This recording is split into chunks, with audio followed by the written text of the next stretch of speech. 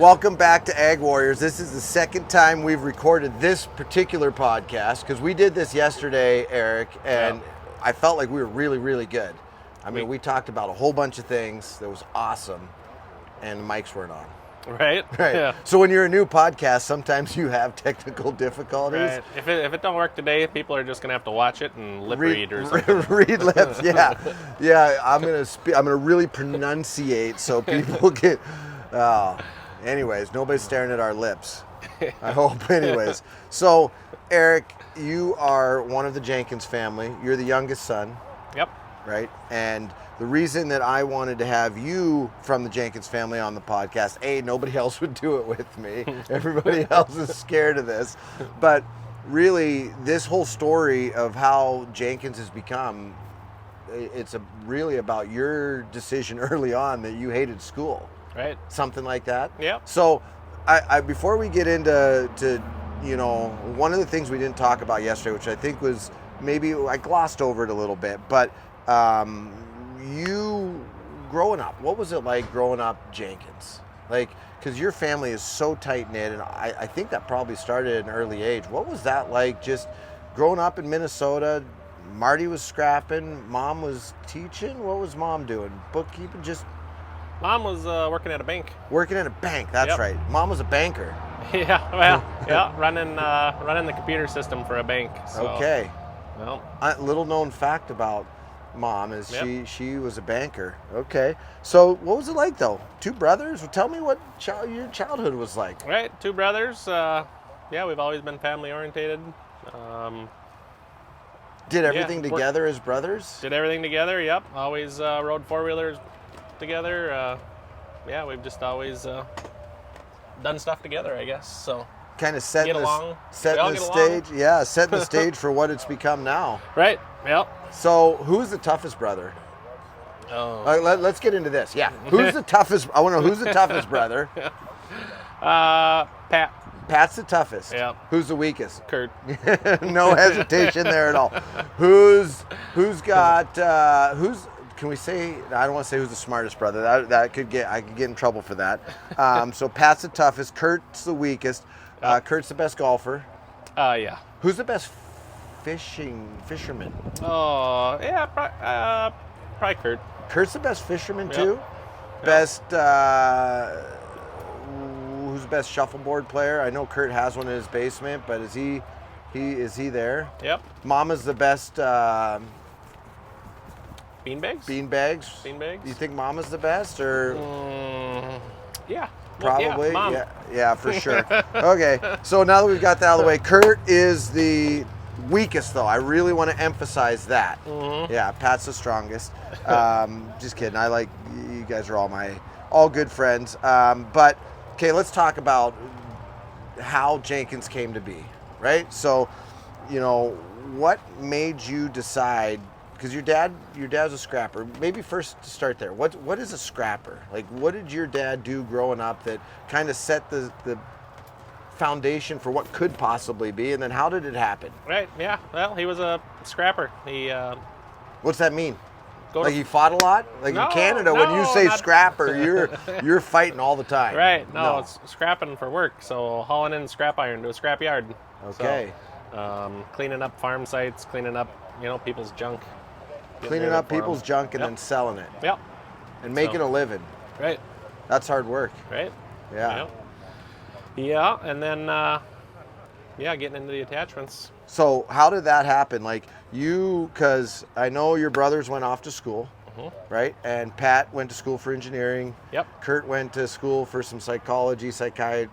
Something way smarter than what I am, right? Yep. And you went to school. How'd that go? Yeah, I graduated high school in 2009. Yeah. And then I went to college up in Fargo, North Dakota. Fargo, North Dakota? Yep. So I made it a week. 1 week. And just decided that wasn't for me. School is out of the picture for Eric Jenkins. Yep. But I went, moved all my stuff up there. Everything up there. Got a apartment, or were you on dorm? Yeah, you had to stay in the dorms. So. First year? Yep. So you moved into the dorm? Yep. Did you have a roommate? Yep. Had two roommates. Two roommates? Yep. What did they say when you were like a week later, like, peace, I'm out? Yeah, I'm out. I'm done. Yeah. Do you remember their names? No. No. No. No, don't remember their names. No. You think at this point, based on how big this has gotten, they remember your name and be like, man, I should have dropped out after a week. Look at that guy. Yeah, you never know. They had a farming background. So they may know. Yeah.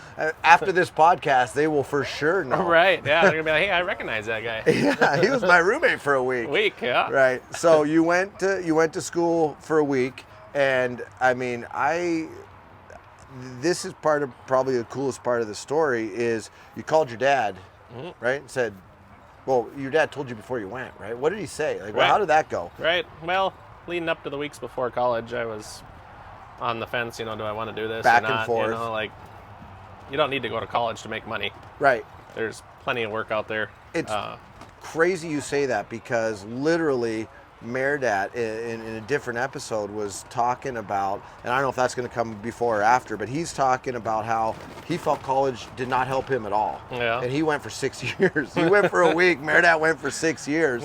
But he said nothing that he got. He said he would tell kids, there's so many different ways to make money. You don't need college. Right. Right. But anyway, so you're on the fence, back and forth. Back and forth. Yeah. He just told me if it's not what you want to do, don't do it. There's plenty of work out there that you don't have to go to college to make a living. Right. So I went to college and made it for that week and said, yeah, that ain't gonna be for me. Right. I went through high school with no problem. So it's not like I couldn't do college, but just going to college and them talking about how many books we're gonna read about Shakespeare and all that other random stuff. It's like I don't. Yeah, this isn't for me. Right, it's just not for me. So. Right, and that's. I mean, I didn't graduate college either. I went for 3 years. I think technically I got a 2-year degree, but it's not worth anything. Right. So I don't even know. I actually didn't get a degree. Yeah. So so made the decision to move home. Now, scrapping is not really a big family business type thing. You can't have multiple. Like that doesn't work, does it? Right. Yeah. Not really. I mean, and you're probably not gonna have a scrap business that employs, 80 people. Right. But, so you decided now. At the beginning, your dad and we were talking about this before. Your dad was making a bucket a weekend or on the weekends for extra cash. He'd make snow buckets. Yep, snow buckets. So he had would just sell snow buckets to the local farmer, guy down the road. Nothing, too far out. It seemed like for the most part it was people that knew him. Knew him. Knew he was a scrapper. Right. He was like, "Hey, Marty, build me a bucket." Right. Yep. Right. And he would. So. And what did he sell the buckets for back in the day? That was something I was wondering because build one on a weekend. You said it was for some extra cash. Maybe take the kids to the movies or something. Right. Yeah, I would say back in the day it was probably $800. $800 for a bucket. Yep. Wow. And where was the bucket? This is another thing that popped into my head. Was the bucket made out of some of the stuff he scrapped, or how did he do that? He also bought and sold steel, or how did that work? Right. Yeah. Just no, it wasn't. It was all made out of new material. Right. So he ordered material, and then he would just work off of it, building a bucket whenever somebody wanted one. Yep. And then you got involved. Right. Yep. Right. Then I came back after my week of college, and after your strenuous week, right, stressful, all these books. Anyways, yeah, had to come back and said, well, I might as well start welding. So I, this was the fall then. I put my first ad out on, I think it was Craigslist. Ad. Yep, sold 2 snow buckets. Oh, I'm glad you referenced that your ad that you put out on Craigslist was for snow buckets, right? So you put an ad out. Yep, just for snow buckets. That was the only thing. Yeah. And sold 2 the very first day. Phone just rang. Just rang right to my cell phone. Somebody's like, "Hey, I saw your ad. I want a snow bucket." Right. Yep. I'll take one. There wasn't even. You didn't even have a picture of one or nothing. Yeah. You just. Right. Yeah. I had a picture, but. Yeah, it was. And you sold 2 the first day, and you're like, all right, I know what I'm doing this weekend. Right. Yep. So I can build 2 snow buckets over the weekend. I mean, pocket a couple $100, and that was great. Here we go. So, So how many buckets did you? I mean, obviously that ad would have kept going. He didn't take it down after 2, Right. Right. So how many buckets do you think, snow buckets, do you think you sold off that ad that winter? Right. I would say, at the time, Craigslist would let you have your ad up for 30 days, so on that single ad, we probably sold, 20 buckets. Okay. And then you took it down. So 20 buckets in the first 30 days. Right. And how long did it take you to build all those buckets? Well, it was mainly just myself, Right. welding, trying to figure all this out. So it took a little while. I was behind. I had plenty of work. Right. Plenty So to do. 20 buckets in 30 days. You did this in the fall. I mean, people were probably like, it's Minnesota, so it snows a lot. Yep. People are like, where's my damn bucket? Right. Right. Right. Start stressing you out early. Right. Yeah. So the whole history of Jenkins, you've been stressed. It was basically. Yeah. So snow bucket was the first one, and that, obviously I'm getting lazy or something with these podcasts because I missed the opening. The whole thing at the beginning is, what's your weapon of choice, right? I gave you a little heads up now, because we did this yesterday, second time. If you had to go to battle as an Ag Warrior, what would be your weapon of choice? Right. Yeah. I'd go with the grapple. You'd go with the grapple. The brush grapple. The Super Duty or the standard? The Super Duty. Why? Yeah. What are you doing to people with the brush grapple? It's got crushing power. Ah. Yep. So you could just pluck people and crush them. Right. Yep. That's the one. Right. Of all of the attachments, that's a pretty good attachment. I mean, you'd have to get close to them though. Something like extend a boom or something, like you could put something on the end and just swing it. Reach out and poke them. Okay. Well, that's a good weapon. It's. I think now that you've had some time to think about it, you've chosen very wisely. Right. Yeah. But you asked me that yesterday, and I came back with a pallet fork. Hydraulic I wasn't sliding sure, pallet forks. like when you asked that, I mean, it's kind of going dark with this, and then right. Well, I didn't know if I should dark. go dark, about. You can go any way, right? Like some people have sworn at me on this podcast. You could go dark. I was just thinking, like, it started with Quick Dick because he's like, you need to ask what the weapon of choice would be, and mine would be a sickle. And right away, that's dark, right? And he was thinking like old time warriors, and I was thinking a baseball bat because I can operate a baseball bat pretty easy. You don't really shoot guns or have knives, so I felt a baseball bat would be a good weapon. When I was younger, it was my arm, but just kidding. So I've been asking the question. So it could be dark. The pallet forks was a good answer. Yeah. Like it's multi-purpose. Right. If it's a weapon for doing work. Right. But it's not. Well, they're kind of pointy. You reach out and stab somebody. Uh-huh. Anyways, let's get off of that. So, snow buckets that winter. How many did you build that whole winter, do you think? Yeah, it was probably around, maybe 50. And how many days did it take you to build a bucket from start to finish? Because you're by yourself. Right, yep. You could do a bucket a day. 1 bucket a day. Yep. So at this point, are you only doing buckets? Yeah. Yep. Right. And, okay, so a bucket a day. Winter starts going away. Yep. Then what? Might as well make a smaller bucket. Dirt bucket. Make a dirt bucket. Spring's coming. Gonna need dirt buckets. So at this point, what's it like? Like you're, I'm trying to picture this and paint this picture. What kind of shop are you in? What kind of tools do you have to do a bucket a day? Yeah, we got 1 welder. We got a press brake and a shear for cutting, for shearing sheets of metal. Right. And press brake for bending, like buckets to form them. Yep. So that's what you would do. You would take your shear, you'd cut your metal, you'd press brake it, and then you'd weld it. Yep. All day. How many hours? Yep.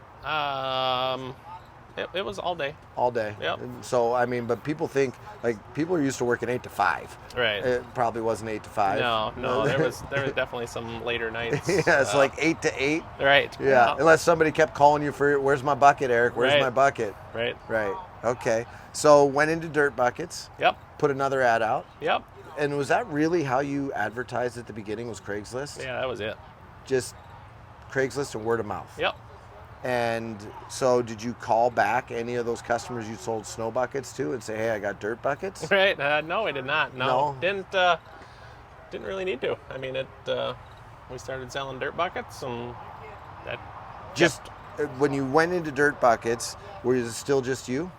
Well, Dad is always around. Right. So Marty would help. Yep. And then Did he get involved with like saying, "Hey, this is how I think you should build this"? oh yeah, absolutely. Yeah. Yep. Just with structural and. Oh yeah. Because at that point you had no engineer. Right. This Nope. is just this is how we think a bucket should be built to last. Right. Yep. Right. Super cool. So you and Marty, and so now you're into the next spring. You're building dirt buckets. Yep. How many dirt buckets you build? They're probably, for throughout the summer, probably, around that 50. Okay. Yeah. Maybe Again, maybe more. one a Maybe day? a few more. Yeah. One a day? Yeah. Maybe you could probably do a couple a day. Couple two small a day, buckets maybe. a day. Yep. Yeah. And Yep. what did you do the rest of the time? Or was that just it? Just every morning you wake up, go build a bucket. Well, we were doing other things too. We were semi truck and trailer repair, and always. Whatever it Yeah. took. Yep. So, and at this point, your brothers are off at school still. Yep. Had they graduated? When did? Because really, it got to a point where you wanted to do more than just buckets. Right. Yep. And And in order to do that, we needed to buy some equipment Right. that was, a shear you can cut in a straight line through a sheet. Like we needed to do some shapes and stuff, to right. to build different attachments. So we needed somebody, which would be my brother, with a little engineering background. Just to so make, happens Right. that your toughest brother, who went to school to be an engineer, could Right. probably do that. do that. Yeah. Yep. And so, what year was that approximately? When did you you started doing this in 09? Yep.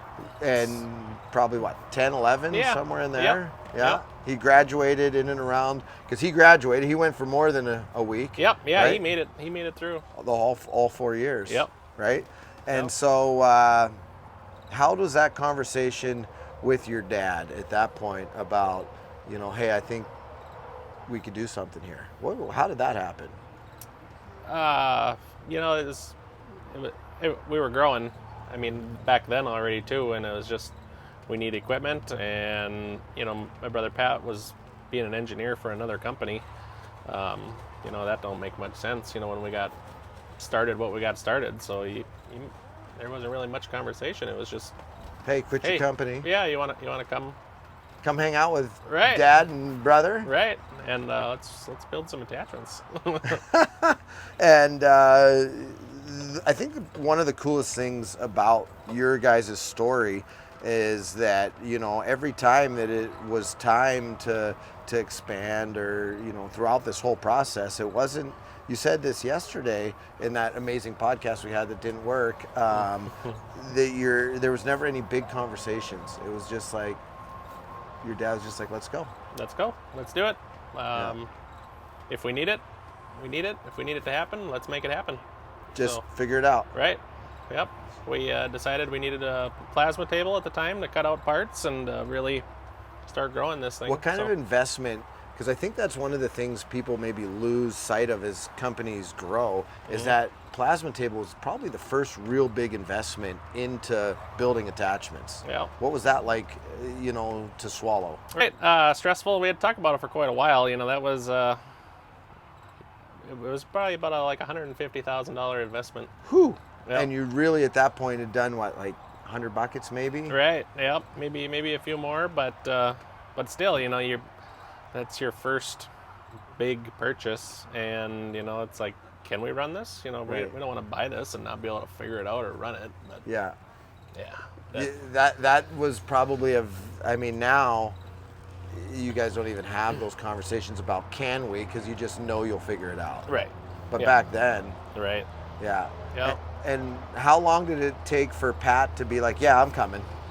Did he have to think about it? Not real long. No. No. I mean, we had things rolling, and he just jumped in and moved back home. And at this point, when Pat comes on board and you buy the plasma, was it still just you and your dad, or was there anybody else at that point?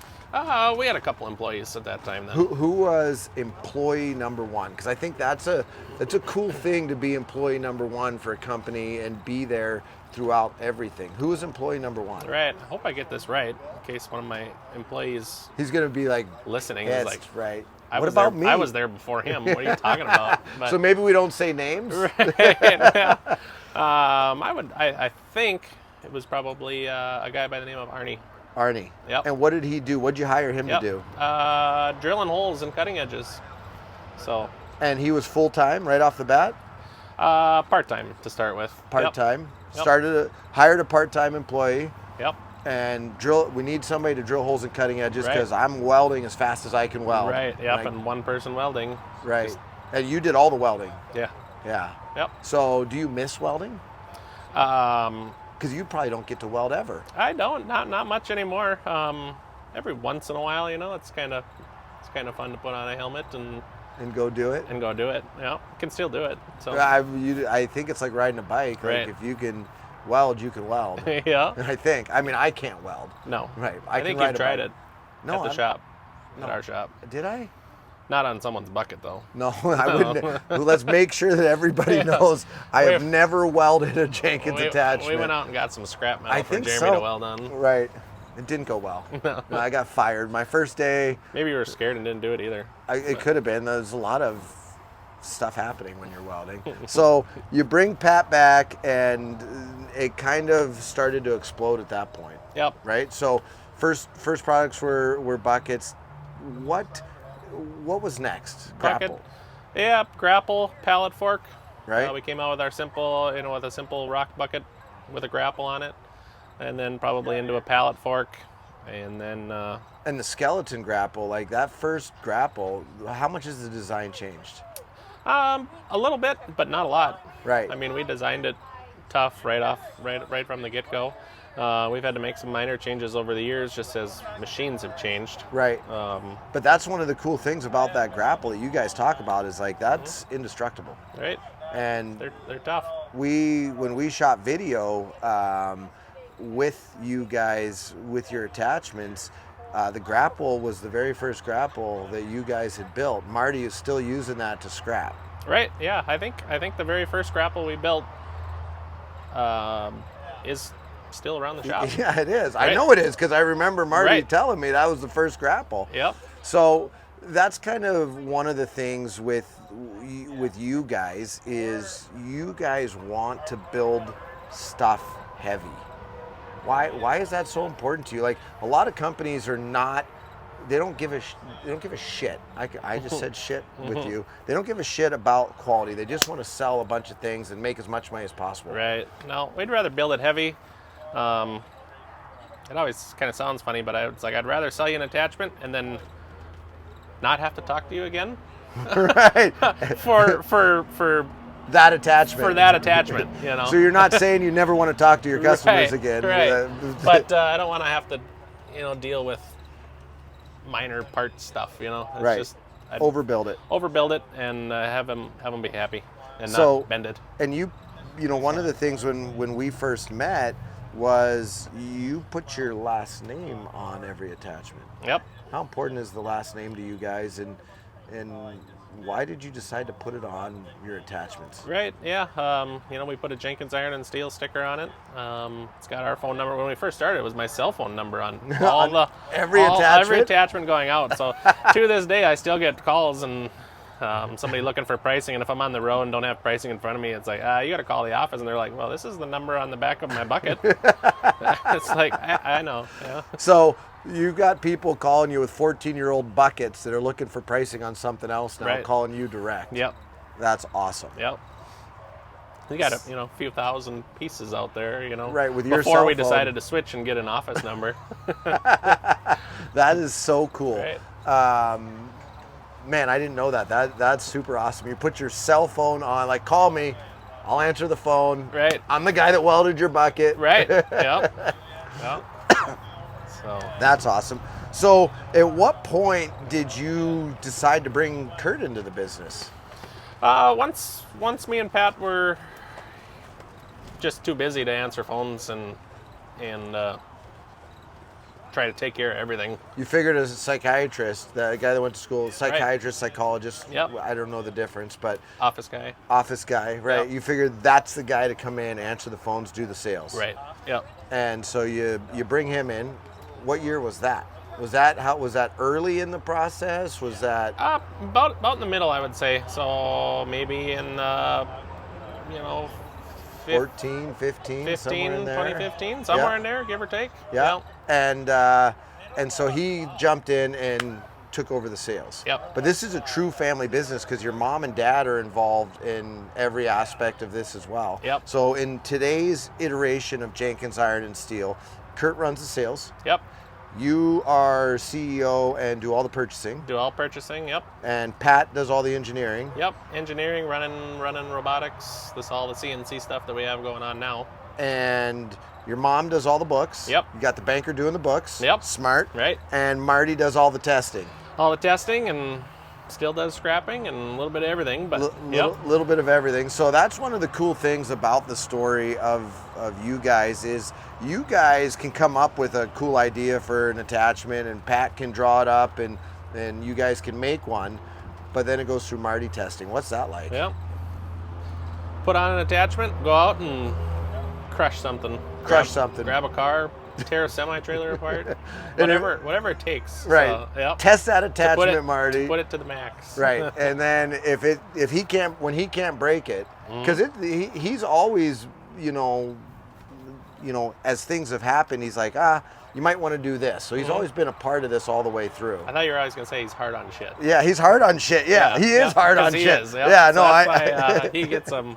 He gets them first. Once Marty can't break it, then you release it out to Right. everybody. You feel confident we can put the Jenkins name on this and somebody else's cell phone number. Yeah, right. Yeah, yep. So, and at this point, in the story, you guys have started to grow. 2015, 2016, 2017, started to use the power of the internet past Craigslist. Yep. Put videos out, and to me, that's when you really started to see a huge jump. The phone just went off the rails. Yep. So how do you? I mean, you're at that point. I think you were doing like 40, 50 attachments a day, maybe. Right. How did you just? What made you decide to expand to keep up with this demand? Right. Yeah. Well, since 2009, we have literally grown every year since 2009. We haven't dipped in sales. We have been growing every year. Not one flat line. Every year has been a growth. Every year has been a growth. So. Wow. Yeah. Not many companies can say that. Right. Yeah. And employees along the way, and Yep. in space, because when you started this, you were in a little shop. Yeah, we were in probably 40 by 60 shop when we started. 2,400 square feet.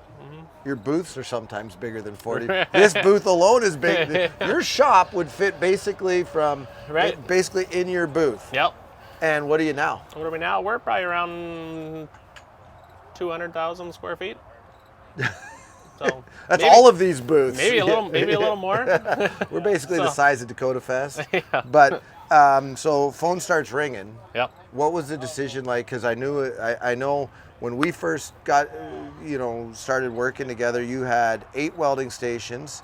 You didn't have a lot of people, and you had 1 robotic welder. Yep. And I think were you still cutting everything on a plasma table? I think Probably. Yeah. I think you were. Yep. What was the decision as a family to say, okay, let's go for this. Let's start investing into this in a big way. Right. Well, growth every year. Every year. Yep. Is what made us take the next leap. We purchased some more robotic welders. Yep. Purchased our first laser table. And then we purchased our second laser table. and then we purchased automation for our lasers so they could cut 24 hours a day. So nobody had to be there. Yeah. At night. Yeah. And then we purchased our third laser table. So we got 3 laser tables running 24/7. We got 15 robotic welders. Wow. Yep. And how many people? 80. How's that? What's 80. it like to? Do you feel a weight for those people? Right. Yeah. I mean, you employ 80 people. You got to have work for them to do. Yeah. You can't have them standing around. So you got to keep selling. You got to keep building more and more stuff. Keep building. You're providing a living for 80 people, which is, we would have never guessed we would have grown to that. Right. And that's one of the things I think that people don't necessarily understand or think about. That can weigh on somebody. Right. You got 80 mortgages. Yeah, right. How many Christmas presents come out of that? Right. How many turkey dinners at Thanksgiving? Yep. How many kids are impacted because their parents work at Jenkins? Right. Yep. It would be a lot, for sure. Yeah, I don't know the number to that, but there are definitely a few. Yeah, and I know that, that's something that we've talked about before. I know that's something that you think about. And okay, we've got to make sure that we are continuing as the Jenkins family to keep pushing forward so we can continue to support your local economy. Right, yeah. Last thing you want to do is to slow down and have to lay people off. Right. Yeah. Yeah, that would be really, really bad. Right. So, I think the story of Eric Jenkins isn't just about the manufacturing. That's a huge part of your life, right? You guys, you do a lot of that, but you're married, you've got some kids. How is that? Yep. You certainly probably aren't working 8 to 8 or 8 to 10 welding and stuff anymore. How's being a dad change things? Right, yeah. I got my wife, Emily. I got 2 kids, Griffin and Chloe. Chloe's 1.5 going on 2, and Griffin's 5 going on 6. So we got the next generation coming. Right, yeah. Griffin loves the shop already. He's a fixture, is he? Yeah. He's anytime you can bring him over to the shop, or he gets to come over to the shop, he loves it. He's there. Yeah. Yep. With you or with Uncle Pat? He spends a lot of time with Pat? Yep. Spends a lot of time with his uncles, grandma, grandpa. Right. Yep. And a lot of time in the skid loader. Yeah, so that's the funny thing. We were talking about this yesterday. He's running a skid steer. Oh, yeah. Yeah. Yep. So Griffin Jenkins, 5.5 years old, running a skid steer with your supervision. Yep. Right? So yep. He drives it. Me versus Griffin. Who's a better skid steer operator? Yeah, that's Griffin. Yeah, for sure. Right. I still have Chloe just because she does. Right. She's a year and a half. Yep. Right. That's awesome. Chloe's starting to drive the Ranger and the golf cart, though. Is she? She grabs onto that steering wheel, so. She's a Jenkins. Right. She's gonna. Yep. But what's it been like? Have your priorities shifted? Do you start thinking about the future for them and Jenkins, or? Right. Yeah. Absolutely. Hopefully this business continues to grow to where the kids can take it over again. You can retire. Right. Yeah. Yeah. You think he can run it at 10 years old, or? You're not retiring that soon. That's one of the things, though. I don't know that you would. You're kind of, your mom, she's out here at farm shows hugging people. Right. Yep. She's not going anywhere. Your dad, Right. he works harder than pretty much everybody I know. Right. Still to this day. How old are your mom and dad? They are in their mid-60s. Mid-60s. Both of them, yep. And they just go. They just go. Yep. Dad works 7 days a week. Yeah. Mom's selling a mower right now. So, yeah. That's working. so awesome. So I want to talk a little bit about the following you have, because I think that's something that stunned me when I first got to know the Jenkins story, and something that you guys have an incredible loyal group of followers that love your attachments. What's that like? It's crazy. We do these farm shows all over the country, and at every show, I can't tell you how many people come up and know us by first name. We know them. We look for them. We talk about them on the way to the show that, we're going to see, so and so, and yeah. I bet this guy is going to be there, and it's every show, no matter where we go across the country.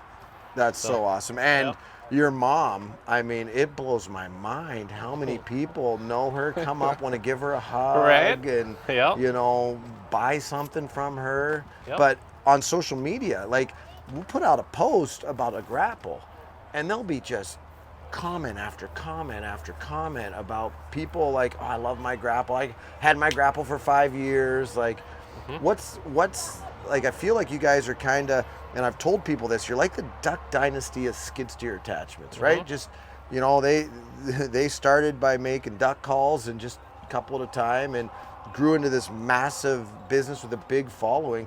Is there going to be a TV show about the Jenkins? Right. A reality TV show? Right. There certainly could with the growth that we've had, and showing what we first started into what we are now. I mean, the facility it's changed a lot, and you can't really even. Cool. How long would it take you to walk from one end to the other? It'd be a while.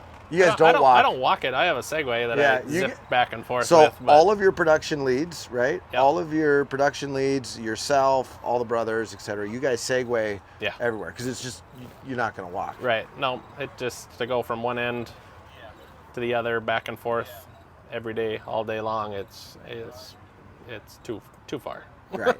So, do you ever? Wipe out? Yeah, no. Yes, I'm sure you've wiped out. Everybody's wiped out on a Segway. I remember the first time I drove one, and I crashed hard. I went through, I think it was at a farm show. It was a year Segway, and I went through somebody's tent. I think so. Yeah, it was so bad. But do you ever sit and think about, welding in a 40 by 50 and what that was like, and take pride in it? Like, do you look back at this and be like, man, this is so cool. Like, I can't believe this is like a dream. Yeah, it's crazy. And like I said before, to have growth every year, there's been challenging times. It's, that growth don't just come easily. Right. It's not like you just every day you wake up and it's just like, ooh, this is, Yeah. No. You've had to work hard. Right. What's the biggest challenge you faced since 09? Number one challenge. Oh. Taking that leap to buy expensive equipment, but just the mental, we're gonna do this. Yep. It's gonna work out. Yep. It's got to work. Has to work. It has to work. Because if it doesn't work, right, you're going backwards. Right. When are you gonna do that? No, you're not gonna do that. No. What's something for, let's say, 20-year-old Eric, right? Because that's probably what you would have been. 19-year-old Eric, about there, somewhere in there. What's something you would, 30-year-old Eric, I don't even know how old you are. Are you 30? Are you 30 now? Yeah, I'm 32. You're 32. You're on the downslope. No, what would 32-year-old Eric tell 18-year-old Eric about, like, this is what you need to know? You don't need to go to college. 100%. Yep. You don't need to go to college to make a living and to make a good living. And you could be the CEO of a pretty big company. Right. Yep. Started from scratch. Yep. So if there's an entrepreneur out there or somebody in ag, whoever's listening to this, that is in a battle right now, let's just say they've started their business and they're just grinding, because I've watched you grind, right? I know it's a grind. What would you tell them? Right. Just keep going. Make it happen. Don't ever stop. Find a way to make it happen. Super cool. Yep. Super cool. Well, I appreciate, I'm sure there's a bunch of things. We might have to do multiple ones of these, but I appreciate you coming and being one of the first guys. You guys, your family is so cool. It's one of the things that I've admired is how close you are and how you guys have built this together. And I know that that's a challenge too. Working with family and being that close has to be, but you guys seem to find a way to make it happen. So. Yep. Works out good. We all get along and keep going. And people can find you everywhere. We don't need even, Jenkins Iron and Steel, you do farm shows, you're online, you're on social media. Got an awesome marketing company. Gets our stuff out online for us. Plug. Right. Good team back at the office. Yep. Well, I appreciate you coming on board. I appreciate you doing this twice with me, because I know that this isn't your favorite thing to do. Yeah, good luck. Oh, appreciate it. I wanted to ask this. We're not ending it yet. What's the next thing? Because you're not going to stop. Right. What's the next thing? No, we got some new full-size skid steer attachments coming out. What do you mean by that? Releasing some entirely new attachments. Not new to our lineup. Okay, so you've got some new that are coming. Yep. Okay. Yep. Can you give any hints? Like, what do they do? We got a box blade coming out. Okay. It's got laser set up on it. No shit. Yep. That's been a fun project. We've been working on it for the last 3 years. Holy cow, that's going to be, I think that could be big. That'll, that'll level dirt. I mean, 3 years you've been working on this attachment. Yeah. Has Marty tested it yet? Oh, yeah. Oh, yeah. Marty's been tested. So that's why it's taken 3 years, because Marty's not happy with it? Yep. No. Just we want to, with the lasers and stuff that got to hook up to this attachment, you're making an attachment work, which we're good at doing. Right. And you got to make it communicate with computers and transits and different things like that. So that's difficult. Yeah. So you got, Yep. what else are you coming out with? We got a full lineup of mini skid steer attachments coming. So that we've been releasing slowly. Just getting them out there, letting people use them. Test them a little bit? Yep. We're going to be doing videos and getting it up on our website here this a little bit later this summer. And then we'll see where it goes from there. We've built our own wheel loader attachments, so who knows? We'll see. So you're not stopping? Nope. No stopping? There ain't no stopping. Just go. You can't grow every year stopping. You guys remember that. You cannot grow every year stopping. Right. Stay tuned. Exciting things happening. Eric, appreciate it, man. Yep. Thank you. Thank you so much.